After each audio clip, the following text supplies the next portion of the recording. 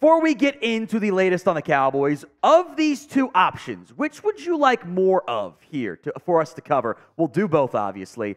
Which one should we go in doubt with, or which one do you want a little bit more of? F for free agency, or D for the NFL draft? We'll begin with free agency, since that one is a little bit closer, and there's more juice going on there right now. Derrick Henry is again working out in Dallas. That led to the constant, he's in Dallas, oh my God, happens every offseason. Because Henry works out in Dallas every offseason. That's not unique to him, by the way. There's a lot of good training facilities here in the area. What is worth mentioning is both the Dallas Morning News and Mike Fisher reported the following.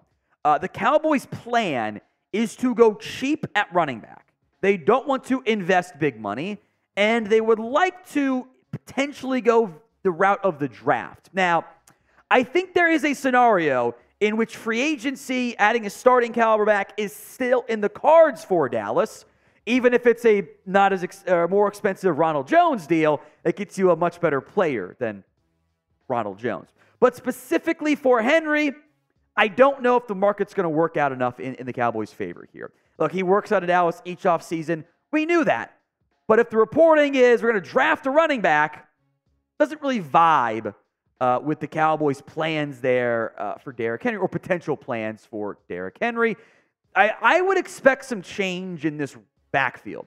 Tony Pollard and Rico Dowdle are free agents, and if I were advising Pollard or Dowdle, I would say, my guys, go get the most money possible. It's not going to be a great market. You are a running back. Your shelf lives are short. Cash in. Because most of the running back contracts the past 5, 6, 7 years have not worked well. The exception is actually Derrick Henry. He made it through his contract. Really, nobody else did on the same team. Everyone else got cut or got traded. No one else kind of played through it or got an extension fully, you know? Henry's numbers have declined. He is not the same 5-yard per carry, 2,000-yard back he was at his peak in 2020.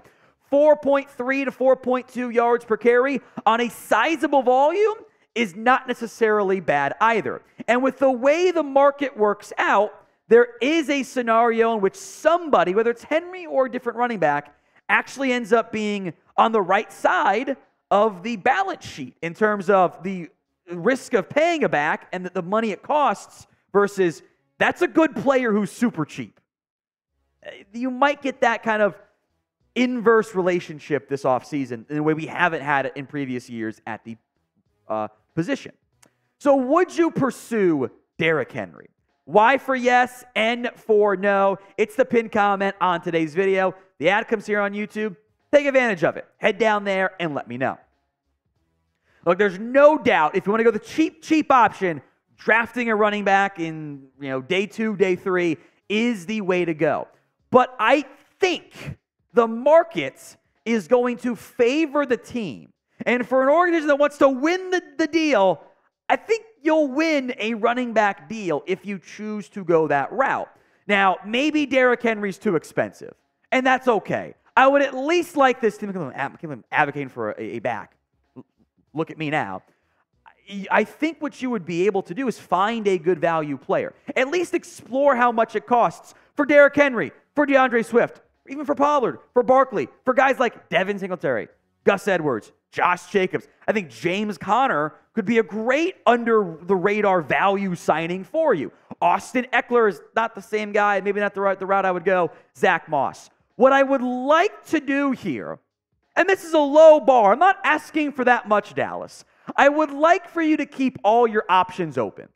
Don't commit to, it's got to be this, it's got to be that. You can have a preferred path, but this vibe I'm getting is, we're just going to draft somebody. I'm looking ahead here, my crystal ball, and I go, you might be able to get some good values here. You might be able to find a cheap starting caliber back for not that much money, and you can still draft somebody too if you want to and if you need to. And you don't have to, force a running back pick in the second round and get on the wrong side of a run like you were at tight end this past season. So all I'm asking, keep your options open. If it's not Derrick Henry, fine, not a problem. But at least explore the market. Do your due diligence, please, Stephen Jones. Now, today's show is made possible by Prize Picks. Prize Picks is daily fantasy made easy. You're picking 2 to 6 player stat projections, more than or less than on those stat projections. And if you get them all right, or you do the flex play, you get 2 out of 3, 3 out of 4, 4 out of 5 right, whatever, you come out on top in very impressive fashion. Here's one of my prize picks for the Super Bowl this year. I'm doing some extra prize picks because that's more entertaining for me. Christian McCaffrey, more than 18.5 yard or rushing attempts, Travis Kelce, more than 7.5 receiving yards. And Rashee Rice, less than 6.5 catches. I think Cowboys legend Charvarius Ward could have a good matchup that favors the Niners in that particular battle. Go to prizepicks.com/CLNS and use code CLNS for a first deposit match up to $100. Links in the comments and the description of today's show. It's prizepicks.com/CLNS. Let's go to the latest on Dan Quinn here. Now, Quinn is still in the mix for the Commanders and Seahawks jobs. The Seahawks interviewed him last week, but they're still looking at other candidates out there. Maybe he's the favorite still, but he's not the overwhelming favorite because they could have hired him already. The plan is for him to fly to Washington tonight for an interview tomorrow with the Commanders. So the 2 open jobs, Quinn is still in the running for. The Seahawks candidates that are known so far, Mike Macdonald, who did not get an interview earlier in this process, is now getting one with the Seahawks. That's a name to monitor. Plus, he's a better defensive coordinator. Doesn't mean you're a better head coach, but from the resume of a coordinator, stuff that helps get you hired, he's better than Dan Quinn. Ben Johnson getting an interview. Ajiro Evero, Patrick Graham, Mike Kafka all had second interviews as well. Raheem Morris was in the running before he got the Atlanta Falcons jobs. Meanwhile, for the Commanders, not that dissimilar of a list, Dan Quinn. They're going to meet with him on Tuesday. Then they're going to go visit with Ben Johnson and Aaron Glenn up in Detroit. With Ben Johnson has been heavily linked as like the favorite for that job, and God, that'd be such a good hire. Such a good hire. Anthony Weaver has drawn interest from the Commanders. I think he could be a Ravens DC candidate if Mike Macdonald gets a job. Bobby Slowick also had 2 interviews with them, but again, the Commanders seem to be looking at some other candidates here at this stage. So will Dan Quinn end up getting a head coaching job?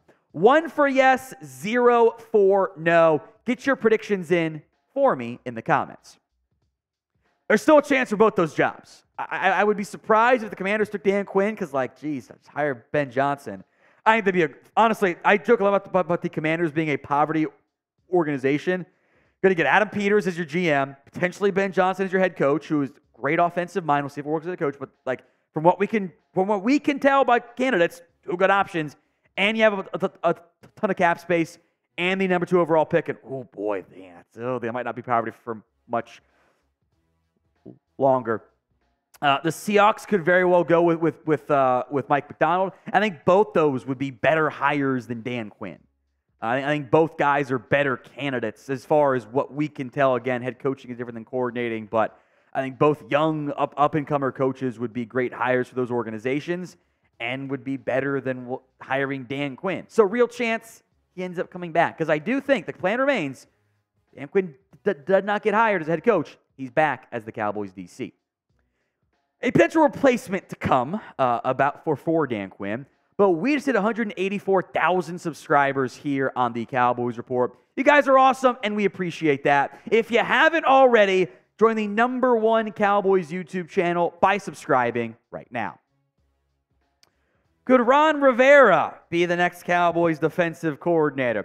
We knew there was going to be something on Sunday afternoon about, Cowboys Reports. That's how they always go, right? Well, I thought it'd be a non-update on the Dak Prescott contract. Ended up not being the case. Instead, it was Ron Rivera as a defensive coordinator candidate. He took over the play calling this past year after firing Jack Del Rio in Washington. It did not go well. They didn't have enough talent anyway. There's been moments of great defense under Ron Rivera, inconsistent moments as well. Other teams, by the way, have expressed interest. The Eagles interviewed Ron Rivera before they hired Vic Fangio, and the Rams want to interview him as well, although buzz they could go with the Brandon Staley reunion route in L.A., plus maybe Dallas. Now, Rivera's coaching career has been pretty successful.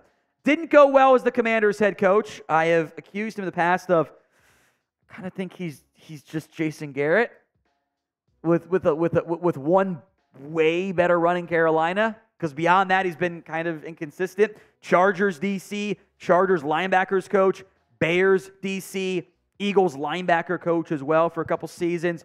What's noteworthy here is an interview would not surprise me, because Ron Rivera has had interest before from the Dallas Cowboys. Back when they hired Wade Phillips, they interviewed Rivera, who at the time was the Bears defensive coordinator. So there is a relationship to a certain extent there. I would be very whelmed with the idea of hiring Ron Rivera as your defensive coordinator. This kind of falls into it's the good old boys club. Hiring all the former retreads come to Dallas. It's just boring to me. I think internal would be this team's more likely path of promoting a Joe Witt to that role. In the end, I do expect Dan Quinn back if there's no head coaching job. We'll see if that ends up being the case or not. But I don't think Dan Quinn's going to find a better spot than Dallas. And I don't think Dallas would find a better DC than Dan Quinn to come take a one-year job under the hottest head coach in America, and might probably have a seat for the head coach in America under Mike McCarthy. So that's my guess, and we'll see what happens.